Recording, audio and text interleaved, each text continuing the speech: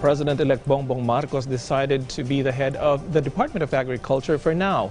In a press briefing today, the incoming chief executive explained many things in the said department have to be addressed immediately. That's the reason for his decision. Mark Vitalco tells us more.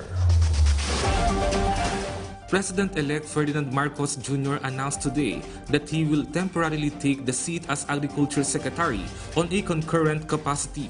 This, he said, amid an expected increase in food prices in the next quarter due to issues affecting food supply in the country, including the impact of the war between Ukraine and Russia. In line with this, he said he already asked his economic team to make forecasts for the rest of the year so that the country could prepare for an emergency situation on the issue of food supplies.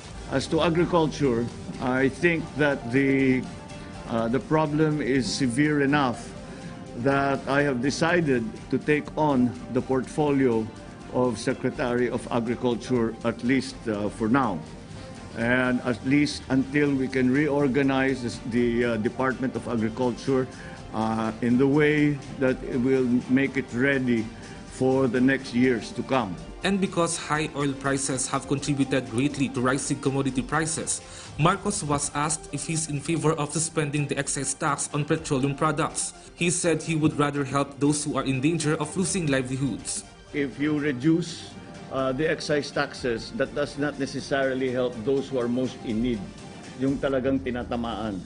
Kasi blanket eh. So ang aking iniisip, kung sino yung mga kaagad na tinamaan.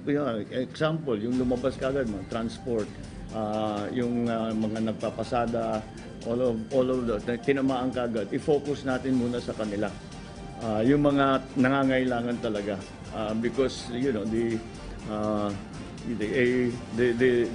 yung meron may kaya, they can afford to pay even the VAT. As to the question of who will lead the Health, Foreign Affairs and Transportation departments, Marcos said the list of nominees are getting shorter and he wants to announce the names before his inauguration on June 30. Meanwhile, Marcos said his discussion with Vice President Sara Duterte about the proposal to review the K-12 included the question of how much the country needs the program. Marcos said he reminded Duterte to focus on training teachers in order to recover our very good grading in terms of literacy rate. Meanwhile, Marcos has also addressed other issues such as the issuance of the national ID and granting aid to the people. That hits upon the discussion that we have about accelerating the issuance of the national ID.